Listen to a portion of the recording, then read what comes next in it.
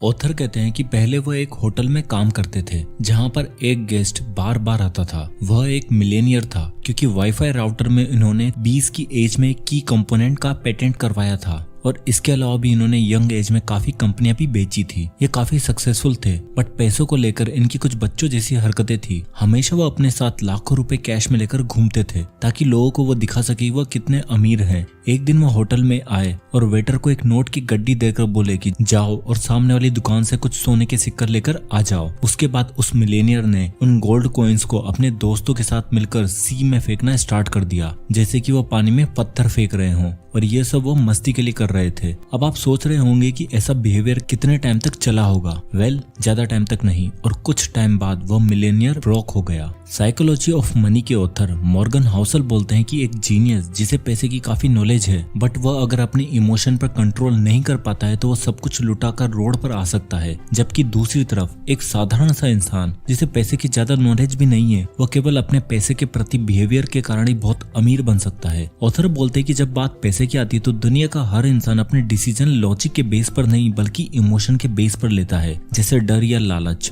और हम अपने लॉजिक से जस्टिफाई करते हैं कि हमारा फैसला सही है। तो दोस्तों आज मैं कुछ बहुत ही इंपॉर्टेंट रूल्स इस बुक से शेयर करने वाला हूँ जिससे आपका भी पैसे के प्रति बिहेवियर चेंज हो सके और आप अपनी लाइफ में मनी से रिलेटेड सही डिसीजन ले सके। तो इस वीडियो को एंड तक बिना स्किप किए जरूर देखिएगा जिससे कि आप इन रूल्स को अपनी लाइफ में अप्लाई करके फाइनेंशियल सक्सेस अचीव कर सकें। तो सबसे पहला रूल आता है लक एंड रिस्क।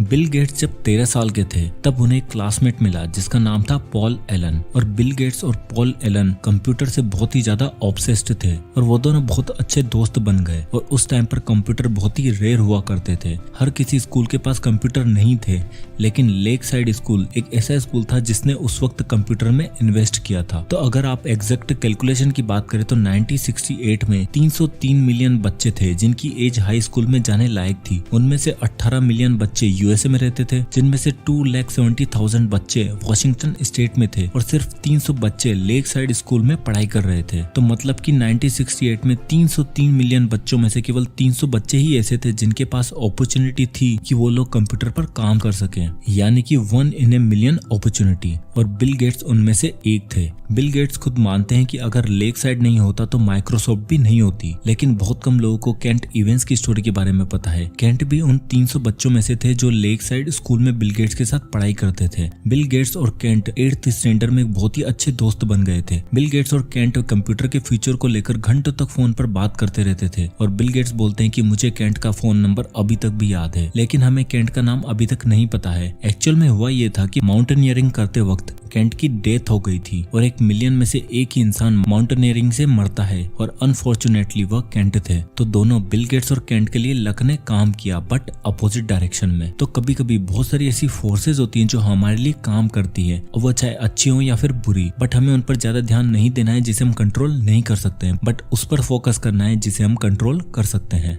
अब सेकंड रूल आता है wealth is what you don't see. दोस्तों एक तरफ आप लोगों के इंस्टाग्राम के फोटोज देखते हो कि वो कितनी अच्छी अच्छी जगह पर वेकेशन के लिए जा रहे हैं और उनके पास लग्जरी कार है, बड़े बड़े आलीशान घर है और ये सारी चीजें हमें दिखाई देती है और हमें भी ऐसे लगने लगता है कि काश ये सब हमारे पास भी होता। इस इंसान की तो लाइफ कितनी सही है, बट क्या एक्चुअल में उस इंसान की लाइफ सही है या फिर नहीं? क्योंकि दूसरी तरफ हमें जो चीज नहीं दिखाई देती है वह है उस कार को खरीदने के लिए लिया गया लोन, उस घर के लिए 20 साल की EMI और उस EMI को चुकाने के लिए दिन रात जो उसे स्ट्रेस होता है वह सब हमें दिखाई नहीं देता है। इसलिए जो हमें बाहर से दिखता है एक्चुअल में वो पूरी पिक्चर नहीं है। हम बस उस इंसान की फ्लैशी इमेज ही देख पाते हैं, उसके पीछे का स्ट्रेस नहीं, और हम गलत तरह से इन्फ्लुएंस हो जाते हैं। दोस्तों लोग ये सारी चीजें इसलिए करते हैं क्योंकि उन्हें ऐसा लगता है कि अगर हम भी बड़ी बड़ी गाड़ियां ले लेंगे तो लोग हमें कूल समझेंगे, बट ऐसा होता नहीं है। लोगों का गलत परसेप्शन बन गया है कि अमीर मतलब शो ऑफ। हमें लगता है कि जो आदमी 1 करोड़ की कार खरीदता है तो हम सोचते हैं कि वो आदमी तो बहुत ही अमीर होगा। वो एक्चुअल में अमीर है या नहीं इसका तो पता नहीं, बट उसकी वेल्थ से 1 करोड़ रुपए कम हो चुके हैं और उस कार को खरीदने से पहले उसके पास 1 करोड़ रुपए ज्यादा थे। ट्रू वेल्थ महंगी कार खरीदना, आलीशान घर बनाना या फिर महंगे महंगे कपड़े खरीदना नहीं है, जबकि ट्रू वेल्थ वह है जिससे हम आजाद हो सके, आजादी की जिंदगी जी सके, हम अपने लिए टाइम निकाल सके। अगर आपके पास टाइम ही नहीं है उस पैसे को एंजॉय करने का तो ऐसा पैसा किस काम का। और अगर आप पूरा दिन ऑफिस में निकाल देते हो और वो जॉब आपको करना पसंद भी नहीं है तो आप कितना भी पैसा कमा लो वो किसी भी काम का नहीं है। इसलिए दोस्तों इस बुक के ऑथर बोलते हैं कि दूसरों को दिखाने के लिए खर्चे करना गरीब होने का सबसे आसान तरीका है।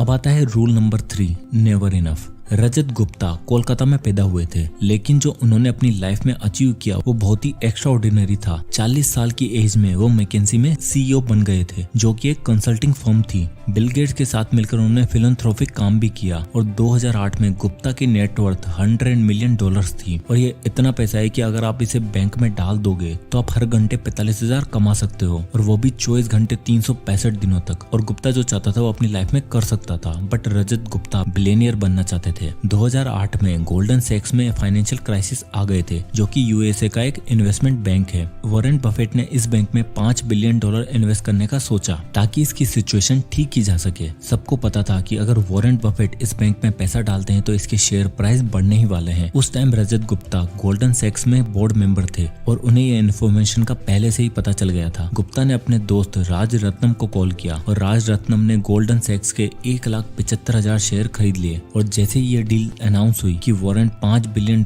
इन्वेस्ट कर रहे हैं तो राज ने कुछ ही घंटों में $1 मिलियन कमा लिए। और फिर उसके बाद इन दोनों को इनसाइडर ट्रेनिंग के जुर्म में जेल में डाल दिया गया। ऑथर बोलते हैं कि हमें बस एक अमाउंट चाहिए होता है जिससे कि हम एक कंफर्टेबल लाइफ निकाल सके, और हमें ये अमाउंट पता होना चाहिए। हमें पता होना चाहिए कि हमारी लाइफ में इनफ क्या है, क्योंकि बहुत सारे लोग और ज्यादा पैसा कमाने के चक्कर में वो सब दाव पर लगा देते हैं जो उनके पास है, और इसलिए उन्हें पता होना चाहिए कि हमें कब रुकना है। अब आता है rule number 4, confounding compounding. Warren Buffett के ऊपर अभी तक 2000 से भी ज्यादा बुक्स लिखी जा चुकी हैं, और हम सब मानते हैं कि वॉरेन एक बहुत ही अच्छे इन्वेस्टर हैं, और वॉरेन बचपन से ही बहुत अच्छे इन्वेस्टर थे। वॉरेन की नेटवर्थ $84.5 बिलियन है, जिसमें से 99.6% वेल्थ यानी कि $84.2 बिलियन उन्होंने कमाए हैं उनके 50th बर्थडे के बाद, और $81.5 बिलियन उन्होंने कमाए हैं जब लोग रिटायरमेंट ले लेते हैं यानी कि 60 की एज के बाद। बफेट ने इन्वेस्टिंग 10 साल से ही शुरू कर दी थी, और जब वो 30 साल की उम्र के थे तब उनके पास $1 मिलियन थे। अगर वो नॉर्मल इंसान होते और 20 की एज में वो कुछ नया करने का सोचते तब उनके पास 30 की एज में $25,000 के करीब होते। और एक नॉर्मल इंसान की तरह अगर वो 60 की एज में रिटायरमेंट ले लेते तो हम अगर उनका नॉर्मल 22% रेट ऑफ रिटर्न लेते हैं तो उनके पास केवल $11.9 मिलियन ही होते, यानी कि अभी की नेटवर्थ से 99% कम पैसे ही होते। तो ये होती है कंपाउंडिंग की ताकत। बट क्या आपने जिम साइमंस का नाम सुना है? जिम हेज फंड के एक हेड है जिन्होंने 1988 से ऑन एन एवरेज 66% की रेट से पैसे को कंपाउंड किया है, जबकि वॉरेन बफेट ने केवल 22% की रेट से पैसे को कंपाउंड किया है। साइमंस की नेटवर्थ करीबन $21 बिलियन है, यानी कि वॉरेन से करीबन 75% कम। लेकिन ऐसा क्यों? ऐसा इसलिए क्योंकि साइमंस ने इन्वेस्टमेंट स्टार्ट की थी जब वो 50 की एज के थे, लेकिन वॉरेन ने 10 की एज से, इसलिए उनके पास वॉरेन से आधा समय था पैसे को कंपाउंड करने का। अगर वॉरेन की तरह साइमंस को भी 70 साल मिले होते पैसे को कंपाउंड करने के लिए, और उनके पैसे अगर 66% की एनुअल रिटर्न से कंपाउंड हो रहे होते तो आज उनकी net worth 63 क्वांटिलियन, 900 quadrillion, 781 trillion, 780 billion, 748 million और $160,000 होती। डोंट वरी, डरिएगा मत। तो ये होती है कंपाउंडिंग की ताकत, इसलिए एल्बर्ट आइंस्टीन इसे दुनिया का 8वां अजूबा भी बोलते थे। अब आता है रूल नंबर 5, फ्रीडम। ऑथर बोलते हैं कि वेल्थ का असली मतलब है कि हम रोज सुबह उठकर बोलें कि I can do whatever I want. Happiness की डेफिनेशन तो सबके लिए अलग अलग होती है, लेकिन हर इंसान को एक चीज चाहिए होती है, वो है लाइफ में कंट्रोल और पैसा। और पैसे का सबसे अच्छा यूज यही होता है कि वो हमें आजादी देता है कुछ भी करने की, कभी भी करने की। अगर आपके पास थोड़े से पैसे हैं तो आप कुछ दिन की छुट्टी लेकर वेकेशन पर जा सकते हो, या फिर अगर आप बीमार हो जाते हो तो ये आपको थोड़ी राहत दे सकता है। अगर हमारे पास उससे ज्यादा पैसे हैं तो हम वेट कर सकते हैं उस जॉब की जो हमें चाहिए, नहीं तो हमें जो सबसे पहले जॉब मिलेगी बस वही करनी पड़ेगी। और अगर हमारे पास 6 महीने का इमरजेंसी फंड है तो हमें अपने बॉस से डरने की जरूरत नहीं है, क्योंकि हम इतने टाइम में कोई और दूसरी अच्छी जॉब तो ले ही लेंगे। तो मोटी मोटी बात यही, पैसे से हम अपना कुछ टाइम फ्री कर सकते हैं। तो हमारा बस एक ही गोल होना चाहिए कि हमें फाइनेंशियल फ्रीडम अचीव करनी है, और हमें लाइफ में कंट्रोल चाहिए ताकि हमें ऐसा काम करना ना पड़े जो हमें पसंद तक नहीं है। अब आता है rule number 6, man in the car paradox. Author बोलते हैं कि जब वो होटल में काम करते थे तो गेस्ट महंगी महंगी कार लेकर आते थे, जैसे Ferrari, Lamborghini, Rolls Royce etcetera.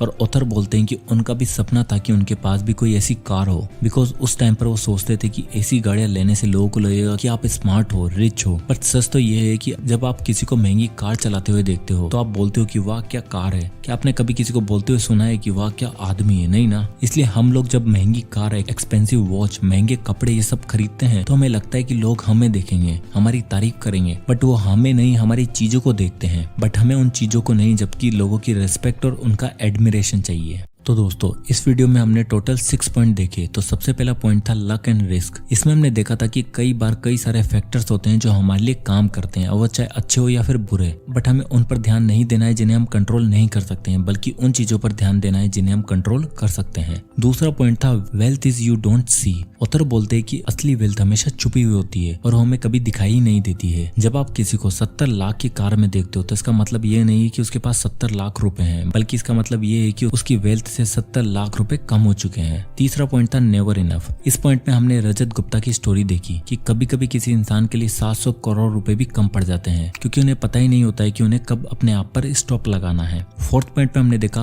Confounding compounding. इसमें हमने देखा था कि साइमस ने 66 एनुअल रिटर्न लेने के बावजूद भी उनकी वेल्थ वॉरेन बफेट से कम थी। ऐसा इसलिए क्योंकि वॉरेन बफेट ने इन्वेस्टिंग 10 साल की उम्र में ही स्टार्ट कर दी थी, जबकि जिम ने इन्वेस्टिंग 50 की एज में आकर स्टार्ट की थी। तो ये होती है कंपाउंडिंग की ताकत। फिफ्थ पॉइंट में हमने देखा था कि फ्रीडम के बारे में। ऑथर बोलते हैं कि पैसा का यूज ये है कि वो हमें लाइफ में कुछ भी करने की और कभी भी करने की आजादी देता है, जिससे कि हम जब चाहे जितना लंबा चाहे वेकेशन ले सकते हैं, अपनी फैमिली के साथ टाइम स्पेंड कर सकते हैं, और हमें कोई ऐसा काम भी नहीं करना पड़ेगा जो हमें पसंद नहीं है। और लास्ट एंड 6 पॉइंट में हमने देखा था कि man in the car paradox. जब हम किसी के पास महंगी कार देखते हैं या फिर दूसरी महंगी चीजें देखते हैं तो हम उन चीजों के बारे में सोचते हैं, ना कि उस इंसान के बारे में। इसलिए हमें दूसरों को दिखाने के लिए कभी भी चीजें नहीं खरीदनी चाहिए। हमें हर महंगी चीज खरीदने से पहले अपने आप से ये सवाल पूछना है कि इज इट वर्थ इट और नॉट। तो दोस्तों ये थी बुक समरी इस amazing book the psychology of money by Morgan Housel. तो आई होप कि ये वीडियो आपको पसंद आया होगा, तो इसे लाइक एंड शेयर करना ना भूलें, और इसी तरह के वीडियोस के लिए हमारे चैनल को सब्सक्राइब करें और बेल आइकन को प्रेस करना ना भूलें। तो मिलते हैं नेक्स्ट वीडियो में, तब तक के लिए जय हिंद।